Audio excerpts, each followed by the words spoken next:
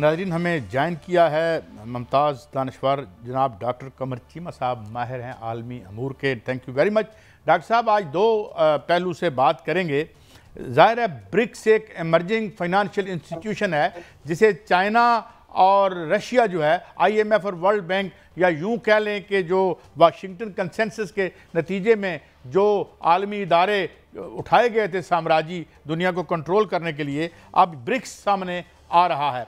तो आप पहले तो ये बताएं कि इंडिया एक बहुत बड़ी पावर है फाइनेंशियल भी, तो क्या इंडिया हमारा रास्ता रोक पाएगा ब्रिक्स में शामिल होने के हवाले से? काजी साहब बहुत शुक्रिया। देखिए, पहली बात तो ये है कि एक फ्रेमवर्क तो ब्रिक्स में ये चल रहा है कि नए ममालिकों को एज ए पार्टनर कंट्रीज चुना जाए, और इंडिया ने मेरा ख्याल है ये कहा है कि हमें पार्टनर कंट्रीज चाहिए। दूसरा मौक़िफ़ ये है कि अभी 2023 में तो हमने ब्रिक्स की एक्सपेंशन की है, तो थोड़ा सा अरसा इसको वेट कर लिया जाए, थोड़ा टाइम लिया जाए, क्योंकि 2009 के बाद पहली दफ़ा तकरीबन ये एक्सपेंशन की गई है 10 के बाद। सो लग ये रहा है कि इंडियंस के पास इतनी चॉइस नहीं है, क्योंकि चाइनीज़ एंड रशियंस ये चाहते हैं कि हम ये इस ग्रुप को एक्सपैंड करें, हम नए ममालिक को इसमें ऐड करें, ताकि हम एक पैरेलल इंस्टीट्यूशनल मॉडल क्रिएट करें जो G20 के बराबर हो, और हम ये कह सकें कि G7 एक छोटा ब्लॉक था, फिर G20 क्रिएट किया गया, तो हम एटलीस्ट एक G20 के मॉडल का एक ब्लॉक क्रिएट करें, और उसमें फिर आगे वो डिफरेंट चीज़ें चाहते हैं। फाइनेंशियल ऑटोनॉमी की बात है। सो मुझे लग रहा है कि इंडिया हमारा रास्ता लंबा चौड़ा नहीं रोकेगा, वो चाहेगा कि पाकिस्तान बन जाए, क्योंकि कोर मेंबर तो इंडिया ही है काजी साहब। हाँ, मेंबर चीमा साहब, इतना बड़ा अगर इत्तेहाद सामने आ जाता है तो आप क्या समझते हैं कि इसको चाइना और रशिया और बड़ी बड़ी ताकतें इसमें हैं, तो इसको न्यू वर्ल्ड ऑर्डर समझा जाए? नहीं, मैं नहीं समझता ये न्यू वर्ल्ड ऑर्डर होगा। उसके लिए देखें, आपको पॉलिटिकल विल चाहिए। पहली बात तो ये है कि तमाम ममालिक के पॉलिटिकल मॉडल्स डिफरेंट हैं। सो पता नहीं है कि चाइनीज़ अपने मॉडल पे चलते हैं, इंडियंस डेमोक्रेसी हैं, रशियंस खुद हैं, टर्की कुछ और बनेगा, मिडल ईस्ट के कुछ ममालिक और हैं, ईरान एक डिफरेंट चीज़ है। सो देखना यह है कि ये मिनिमम कॉमन एजेंडा क्या है। इसीलिए कोशिशें यही की जा रही हैं कि जो ग्लोबल पेमेंट मेथड है, जो कि स्विफ्ट है, उसको चेंज किया जाए, उसकी जगह अल्टरनेट जो है मेथड लेके आया जाए, या फिर ये है कि डॉलर की जगह पे डी-डॉलराइजेशन की बात हो रही है, गोल्ड ज़्यादा खरीदा जाए। सो ये डिपेंड करेगा कि एजेंडा क्या आता है, इनिशिएटिव क्या लेते हैं, और उसको कितने ममालिक जो हैं वो कबूल करते हैं। वहाँ से पता चलेगा कि इनकी ये किस तरह अपना एक फ्रेमवर्क दुनिया के सामने लेके आते हैं। सर, ये सबसे बड़ी बात है डॉलराइजेशन। अगर अब ब्रिक्स का इत्तेहाद जो है वो माली मामलात को देखता है कि बैंक तश्कील पाता है, तो अपनी अपनी करेंसीज जो है वो उसकी मेथड चेंज होता है डॉलर से, तो क्या आप समझते हैं कि डॉलराइजेशन जो है वो उसका काटल टूटेगा और वो डॉलर जो है वो उसकी कमर टूटेगी, और लोग जो खित्ते के लोग हैं या ममालिक हैं वो सुख का सांस लेंगे और डॉलर की इजारादारी खत्म हो जाएगी? देखिए, इस वक्त बहुत सारे ममालिक इस वक्त अपनी करेंसी स्वैप्स कर रहे हैं। जैसे इंडिया जो है वो रशिया से तेल खरीद रहा है तो इंडियन रुपए में खरीद रहा है।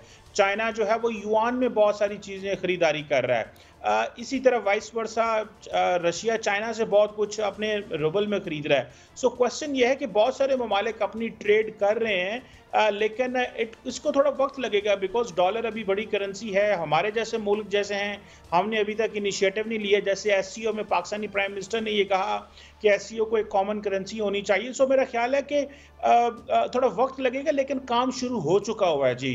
अभी जानबूझ के बहुत सारी जो बड़े ममालिक हैं वो डेलिबरेटली वो डॉलर को धचका नहीं लगाना चाहते, क्योंकि उनके अपने अरबों डॉलर पड़े हुए हैं, उनकी एसेट्स हैं, उनकी बिजनेसेस इस चीज़ में होते हैं।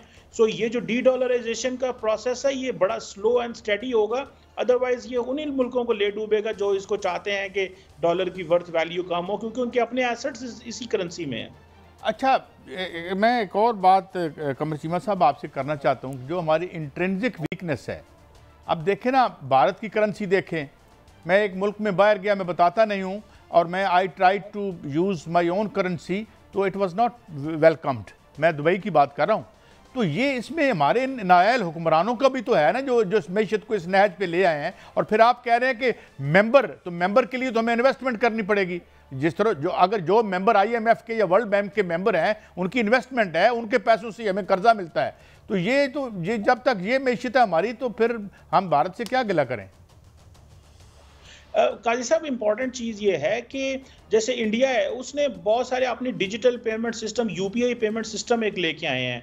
वो बहुत सारे मुल्कों के साथ जब उनके लोग सिंगापुर जाते हैं, यूएई जाते हैं, तो वो उनको ज़्यादातर डॉलर खरीदने की ज़रूरत नहीं पड़ती, वो अपनी करेंसी का इस्तेमाल कर सकते हैं।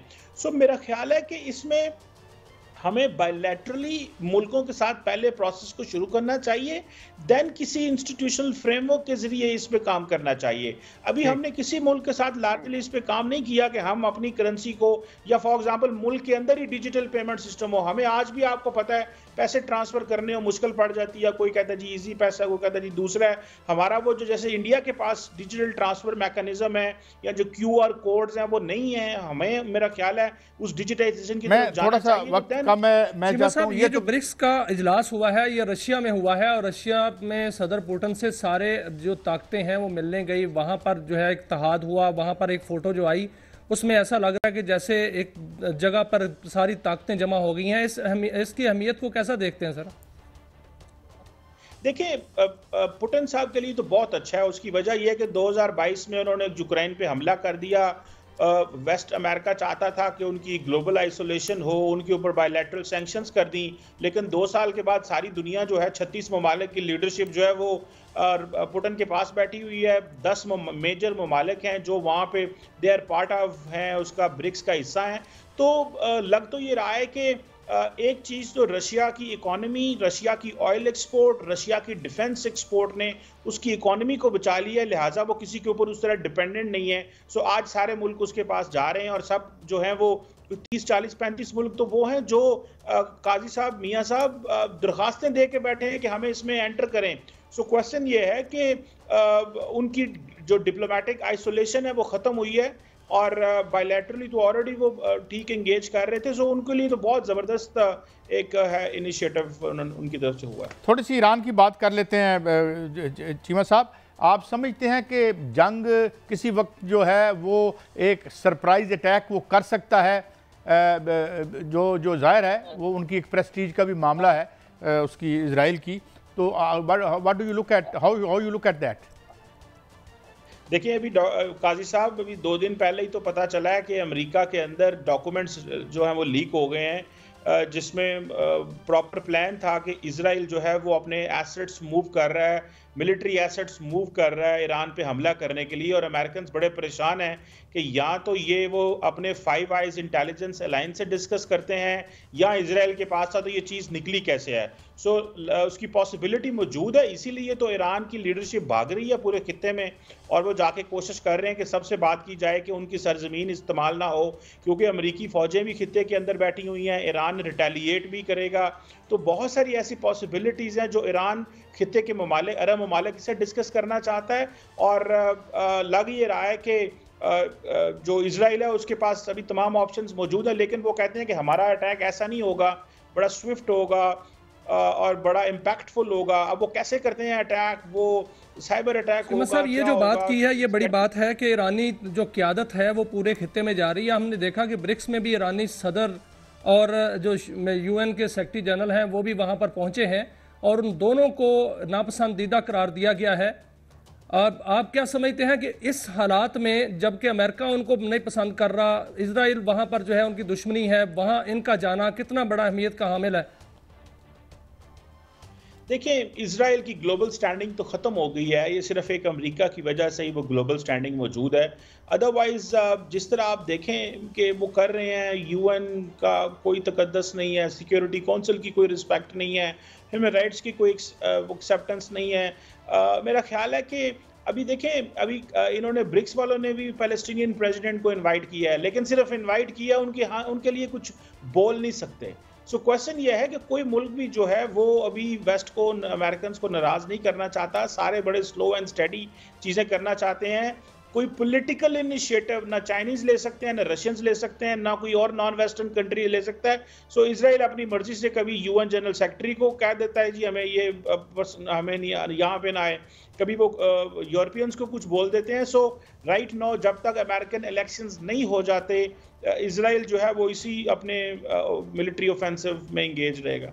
लेकिन एक बात तो है ना चीमा साहब कि ईरान हैज़ दी पावर, जो उसकी जियोग्राफिकल उसकी प्लेसमेंट है, जो अपनाए हुरमुज़ में है, उसमें उसने अगर 2-4 जहाज़ डबो देना तो उसके पास जो हाइपरसोनिक मिज़िल है वो तो 2-4 जहाज़ डबो देगा तो the whole world would plunge into a long economic winter.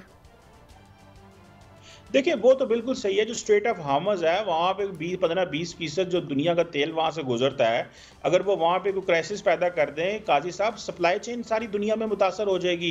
Red सी के अंदर उनके अपने होतीज बैठे हुए हैं जो उनके मुजाहमती ग्रुप हैं, अगर वो ग्लोबल सप्लाई चेन को सिर्फ रोक दें तो आप समझें कि तेल की कीमतें कहाँ पहुँच जाएँ, आप एक मुश्किल में पड़ जाएंगे। सो करने के वो बहुत कुछ कर सकते हैं। सो यही चीज़ देखी जा रही है कि इजराइल अगर कुछ ऐसा करता है, जंग प्रोलॉन्ग होती है तो उसके कॉन्सिक्वेंसेस होंगे। और फिर ग्रेट पार्ट्स पे क्वेश्चन आता है कि आपने क्या किया है जो जंग भी नहीं रोक सके और मजीद उसको प्रोलॉन्ग भी किया और सीज फायर भी नहीं हुआ। चीमा साहब, इसराइल ने ईरान पर फैसला कौन हमले का जो मनसूबाबंदी की है उसमें इसराइली जो इंतजामिया है वो भी कहती है कि हमने बहुत बड़ा हमला करना है।